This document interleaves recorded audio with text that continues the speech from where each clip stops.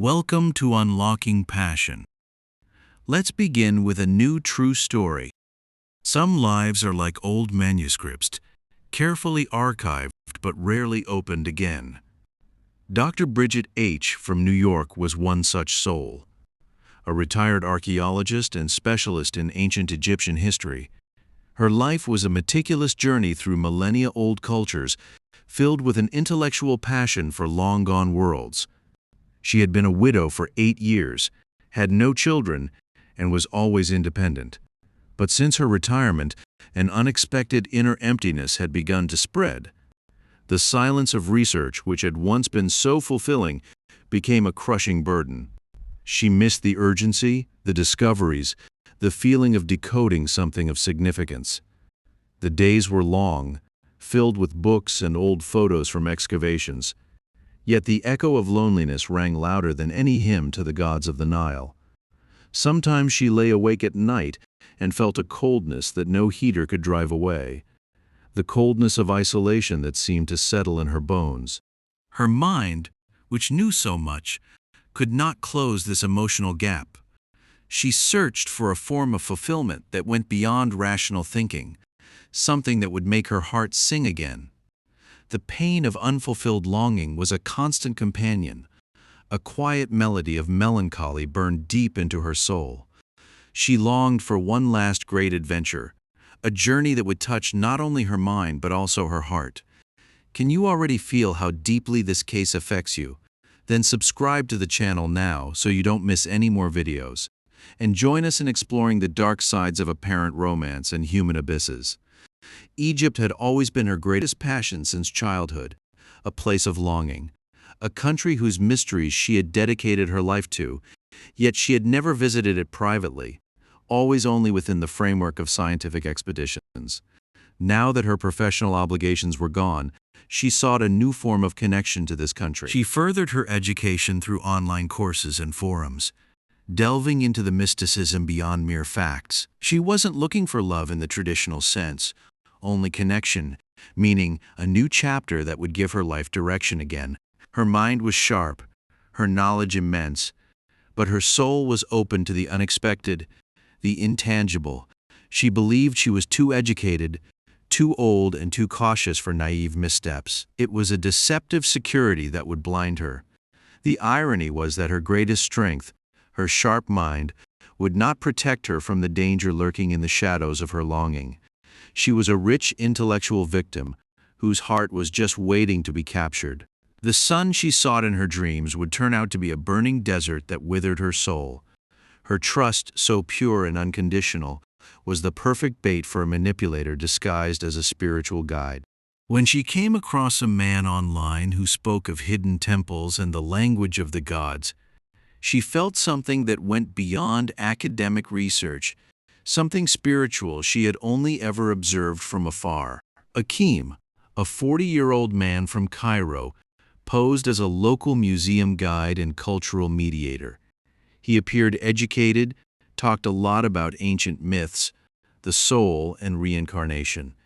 His words were full of wisdom and understanding. Akim called her the knowing one. He said, "Your path is not yet over. Your mind is ready for a deeper truth." Bridget felt a resonance, a fascination that perfectly addressed her intellectual curiosity and her unquenched thirst for meaning. He seemed to recognize not only her knowledge, but also her soul, forming a connection that went beyond rational understanding. She had no idea that this man, who seemed to read her desires so precisely, was part of a network that specifically bound older Western women emotionally to Egypt in order to ruthlessly exploit them. His smile was bait, his words a trap, and Bridget, who felt so secure, was the perfect prey whose heart was just waiting to be caught. Fate had handed her a supposed gift that would turn out to be her ruin. She was at the crossroads of her life, and the invisible threads of destiny drew her irrevocably into an abyss disguised as paradise. The online conversations with Akim became a daily ritual, an anchor in Bridget's new emptiness. He spoke of the true essence of Egypt, not what tourists saw from buses, but the land of old souls and hidden wisdom. His words were like poetry, drenched in mysticism and the promise of deep insights. He talked about his life in Cairo, his research on ancient rituals, and his connection to the soul of the country. Bridget was fascinated. She sent him excerpts from her own research and spoke about theories she had never entrusted to anyone before. Akim responded with an admiration that flattered her intellectual vanity. He seemed to read her mind, anticipate her deepest questions, and she felt intellectually and emotionally understood like rarely before. He called her the guardian of ancient knowledge, a title that made her heart beat faster because it corresponded to her deepest self-image. The days she spent chatting with him were filled with an intensity that her real life could not offer. She barely slept.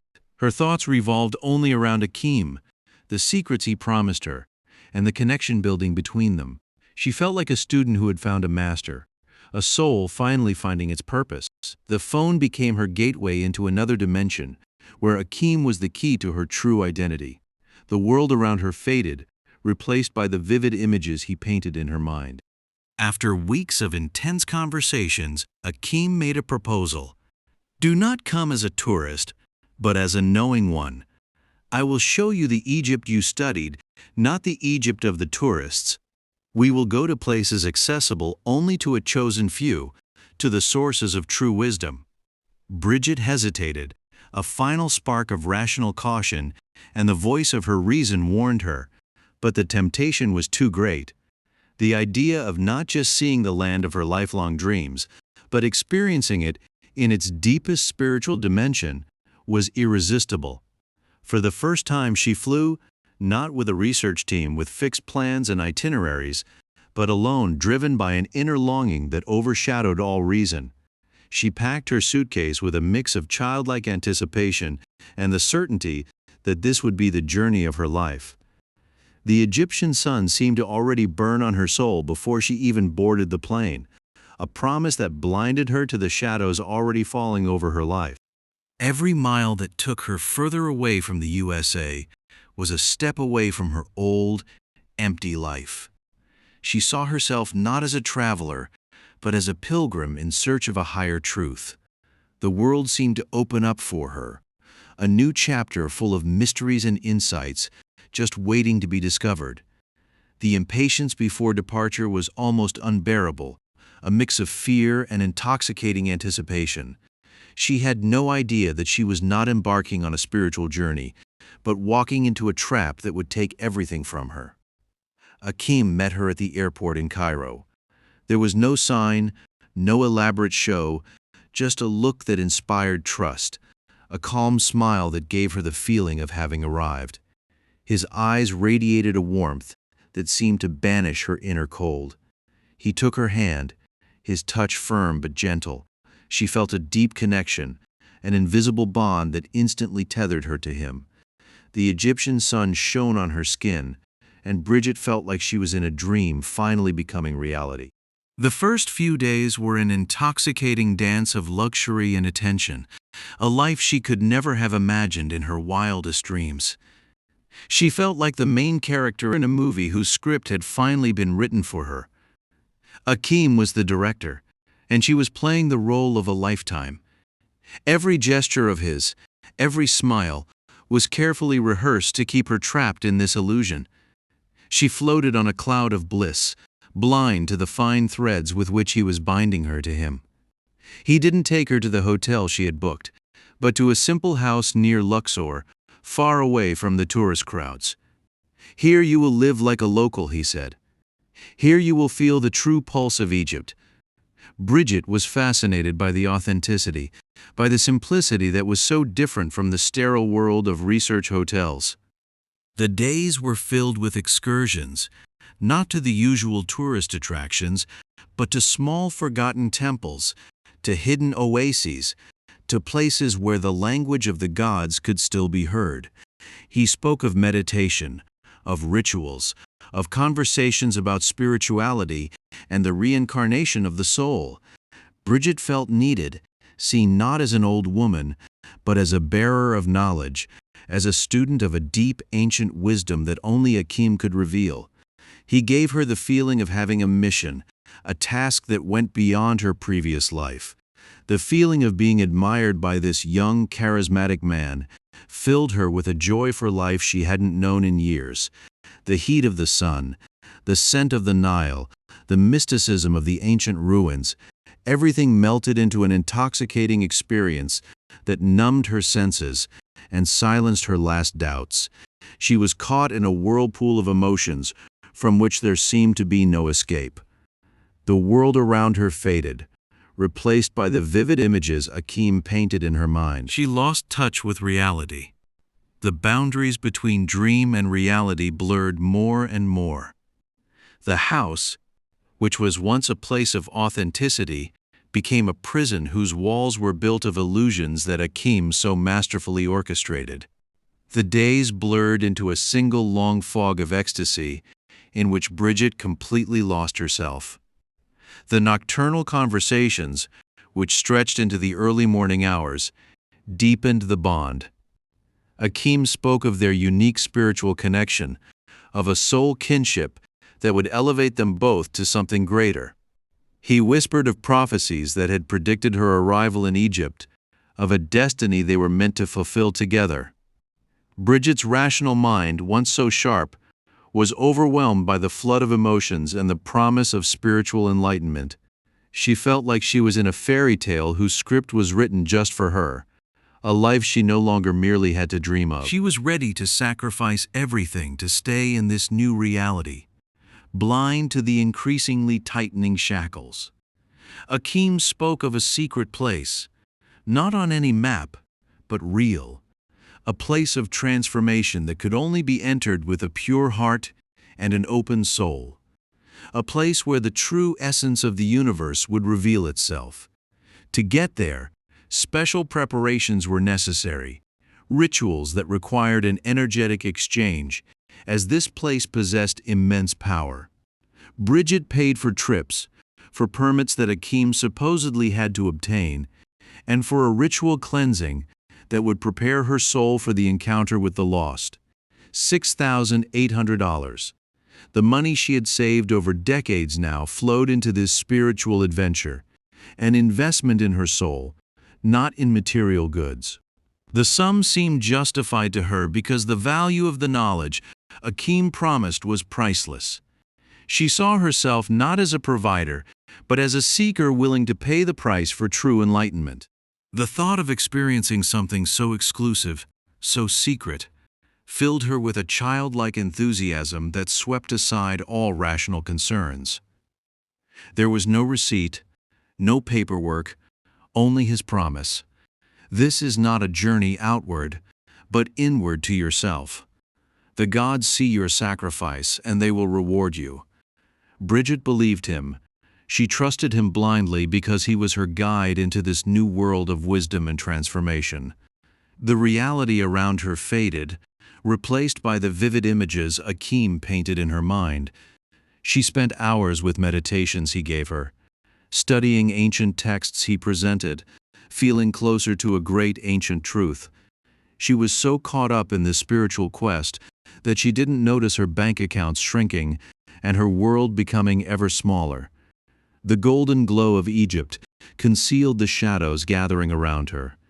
She was on a journey drawing her deeper into an abyss without realizing it, numbed by the intoxication of supposed enlightenment. The nights were filled with dreams of pyramids, pharaohs, and a spiritual journey meant to free her from her loneliness. She often woke up bathed in sweat, her heart racing, feeling the chill of fear she couldn't shake off. The certainty that something was deeply wrong grew louder, but the fear of losing Akim was even greater. She was trapped, not just in the apartment, but in a labyrinth of lies from which there seemed to be no escape. Her heart beat a desperate rhythm, a constant alarm signal she had to ignore, so as not to lose her last shred of hope. Her eyes were empty, her soul numb with pain. She functioned, but she was no longer truly living. The dream of another life had turned into a nightmare from which she could not awake. The days blurred into a single long fog of apathy. The outside world, which had once made her so curious, lost its appeal because Akim's control was omnipresent. She felt like a ghost in her own life, invisible to the world and increasingly to herself. The warmth of the Egyptian sun gave way to an icy coldness inside her that no tea or meditation could dispel. Dr. Bridget's once clear mind was now covered by a thick veil, unable to recognize the looming danger. The oppressive heat in Egypt, the unfamiliar diet, and the mental strain of the spiritual work sapped Bridget's strength. She fell ill with a fever, a cough, and a paralyzing weakness that confined her to bed. Her body protested, but Akim interpreted her illness as part of the transformation. "You are going through a transformation, my knowing one," he said, his voice gentle but unmistakable. "Resistance creates suffering. Let it happen. Your body is purifying itself." He cared for her, brought her teas, and spoke soothingly to her. But his care was a trap. Every gesture was another nail in the coffin of her own autonomy, proof of her unconditional submission to his will. She felt her strength fading, her will breaking. Yet the fear of his displeasure was greater than any rebellion. The once strong and independent Dr. Bridget was now a shadow of herself. Trapped in a state of helplessness from which there seemed to be no escape, he took over her phone and her wallet. "So you can detach, so you can focus entirely on your healing," he said. Bridget agreed, too weak to fight back, too caught up in his interpretation of her illness. She wanted to go home, but her return flight, according to Akim, had been accidentally canceled. An unfortunate coincidence that made her return impossible, a perfidious move that finally lured her completely into his trap. The fear grew inside her, a cold wave of panic that mixed with her body's weakness. She was trapped, isolated, entirely at the mercy of her tormentor. Any hope of escape vanished. With each day, Akim took more control over her life. The sun burned through the window, but inside Bridget's soul, it grew dark. She was no longer the independent archaeologist, but a prisoner in a foreign land in the hands of a man who ruthlessly exploited her weakness. The air seemed thin, as if she were suffocating. She lay awake for hours, listening to the sounds of the night, feeling the coldness of a fear she couldn't shake. Her heart beat a desperate rhythm, a constant alarm signal she had to ignore to preserve her last shred of hope. She was a ghost in her own body, her eyes empty, her soul numb with pain. She functioned, but she was no longer living. The dream of another life had turned into a nightmare from which she could not wake up. The days blurred into a single long fog of apathy. The world outside, which had once made her so curious, lost its appeal because Akim's control was omnipresent. She felt like a ghost in her own life, invisible to the world and increasingly to herself. The feeling of powerlessness was crushing, a burden she could barely carry. Dr. Bridget's once clear mind was now covered by a thick veil, unable to recognize the imminent danger. Every attempt to resist failed due to her physical and psychological exhaustion. She had reached a state of complete resignation, an empty vessel responding only to Akim's commands. The taste of freedom had long been forgotten, replaced by the bitter aftertaste of dependency. The isolation was overwhelming. The illness sapped her strength, and the uncertainty gnawed at her soul. One afternoon when Akim had left the house, something unexpected happened. A young woman named Samira, supposedly Akim's niece who sometimes brought her food, sneaked to Bridget's bed. Her eyes were full of fear, her voice a whisper that could barely be heard. "You are not the first," Samira whispered. "He works with 3 others. They call it soul trading. You have to escape." Samira secretly handed over an old phone where she had collected photos and chat histories. Each revealed message was like a stab to the heart, proof of the cold-bloodedness and extent of his machinations. The certainty that she was just a link in a chain of victims didn't make the pain smaller, but deeper, systemic. The shame and anger were unbearable, a burning wound that refused to heal. Bridget felt a shock, a cold wave of realization that made the blood freeze in her veins. Her heart raced, the illusion brutally shattered, and what remained was a woman whose heart was broken, whose soul was crushed, and whose trust was forever destroyed. She wanted to go to the police, but Akim confronted her first. He was suddenly back. His eyes were hard, his voice cold. "You are not a victim here," he said, his mask as a spiritual guide falling away. "You are a seeker. You sought, I only gave. And you paid voluntarily, participated voluntarily. No one will believe you." His words were like knife thrusts piercing her soul, robbing her of her last will to live.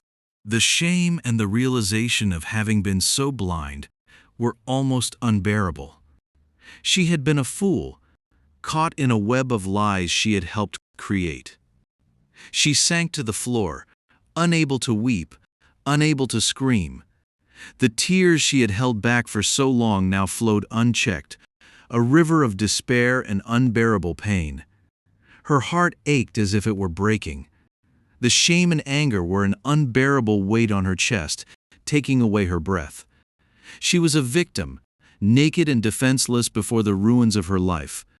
The silence of the house, which had once promised security, now became a witness to her own downfall. She had landed in a hell of her own making. She spent the night in a state between shock and agony, every hour an eternity of pain. She didn't know how she would survive this night, let alone the next day. Her soul was broken, her hope extinguished. Morning broke, but for Bridget, there was no waking up to the old reality. The thought of escape seemed unreachable, a distant dream in a world full of shadows. With the help of the U.S. Embassy, which took Samira's clues and Bridget's desperate cry for help seriously, her return to the USA was arranged. The flight was a torment, filled with shame, pain, and the realization of how far she had fallen. Bridget was in shock, but she didn't speak about it. The shame was too great, the wounds too deep. She was ashamed of her naivety, her longing, and what had happened to her. Her passion for Egypt, which had accompanied her all her life, was shattered, poisoned by Akim's lies. The land of her dreams had become a nightmare. Every mile taking her away from Egypt was a step away from the nightmare she had lived in. But the scars on her soul would stay with her forever. She looked out the plane window as the landscape disappeared below her, feeling a mix of relief and a deep, unquenchable pain. Freedom was won, but the price was immeasurably high. The familiar feeling of the ground beneath her feet when she landed in New York was a strange mixture of relief and alienation. Her body was exhausted, her soul empty, but a new, determined look flickered in her eyes. Back in New York, she found herself in her old life, but nothing was the same. The familiar surroundings of her apartment felt strange because a part of her had been left behind in Egypt. The silence she had once found peaceful was now filled with the echo of Akim's words, of Samira's desperate whispers, of her own screams that no one had heard. She entered therapy, an arduous path back, step by step, to rebuild trust in herself and in others. The fear of being betrayed or manipulated again was a constant companion, a cold shadow enclosing her soul. She slowly learned that her longing was not a weakness, but a deeply human need that was ruthlessly exploited. Yet the fear of being hurt again remains a constant companion, a cold shadow surrounding her soul. Every day is a battle against the demons of the past, a slow relearning of trust in herself and the world. A year later, Akim became active again under a different name, with new women and a new myth. The justice system has a hard time catching him because he operates in the gray areas of emotional manipulation, where the law often reaches its limits. The injustice burned in Bridget, a hot, angry flame mixing with deep shame. The idea that this perpetrator would continue his mischief, that more women could fall victim to his perfidious lies, was unbearable. She had not only lost her savings, but also a part of her faith in the goodness of people. The shadow of betrayal fell over everything she had once held to be true. The tears she tried so desperately to suppress burned on her skin. She felt helpless, powerless, trapped in a system that could not protect her. The fight for justice seemed hopeless, a desperate scream into the void. She was alone not only with her pain, but also with the injustice done to her. The despair was so deep that she wondered if there was any point in continuing to live. But a small spark inside her, a remnant of the fighter she had always been, refused to go out. The anger at Akim, but also at herself for being so blind, was a constant companion. Yet in this anger she found a new strength, a determination she thought she had lost. Today, Bridget lives a secluded life in her apartment in New York. Her life is quieter than ever before. Her passion for Egypt is broken. The old hieroglyphs and myths are now tainted with the bitter aftertaste of betrayal. She refuses to give interviews. Her shame runs too deep. But in an interview she gave to a psychologist after a long time, she broke her silence. Her voice was quiet but firm. Her eyes bore the traces of the pain she had suffered. "I thought I was immune," she said. "Too educated, too old, too cautious." But longing knows no age and no protection. Her words were a testament to her pain, but also to her strength not to let herself be defeated. Akim is still active. New profiles, new women, new victims. He is a phantom who constantly reinvents himself to continue his perfidious games. The injustice that he goes unpunished while Bridget has to deal with the ruins of her life is a constant torment. Yet knowing that her story can help others, she finds a new purpose, a spark of hope in the darkness. She is a shining example that one can rise again, even after the greatest defeat, even if the path is rocky and hard. Her pain is her message. Her wounds are her warning to the world. She has accepted her role as a victim, but she refuses to remain a prisoner of her past. Healing is a process, not a destination, and she walks this path with a quiet dignity that makes her a true hero. Her voice may be quiet, but her story echoes loudly, a cry for justice and a call for vigilance. She knows she will never be quite the same again. But she has learned to live with her scars, wearing them as signs of her strength and incredible resilience. Her story is a light in the darkness for all those who have fallen into similar traps, proof that you can stand back up even after the greatest betrayal. But the certainty that Akim is still up to his old tricks is an open wound that will never completely heal. The injustice of the world is a heavy cross she now has to bear, yet she bears it with a quiet determination that reveals her true strength. She is a warning that must be carried quietly but unmistakably out into the world. Her realization that she is not alone, that there are countless other victims suffering in the shadows, gives her the strength to keep fighting, to raise her voice, even when it hurts. This story is a profound drama about loneliness, betrayal, and the silent destruction caused by lies. It shows love scamming is not the result of naivety, but the devastating consequence of deep longing, abused trust, and the profoundly human desire to be loved and needed. Sometimes perpetrators don't say, "I'm going to fleece you." They say, "I am your spiritual guide," and they mean, "I need your money." This story shows that sometimes the greatest crime is not the one that begins with noise and violence, but the one that grows in the shadows while the world looks away. The search for answers is often just the beginning of a much larger, darker truth. It is a reminder that the invisible wounds of the soul are often the deepest, and that the temptations of loneliness can sometimes become the most dangerous traps. This documentary is a call to look closely, to listen, to understand how subtle and destructive psychological manipulation can be. It is a voice for all those who have remained silent, and a warning to all those who long for connection, so that such tragedies do not repeat themselves. If this story touches you, or if you want to share your thoughts on it, feel free to write to us in the comments. I read everything, because sometimes change begins not with justice, but with listening.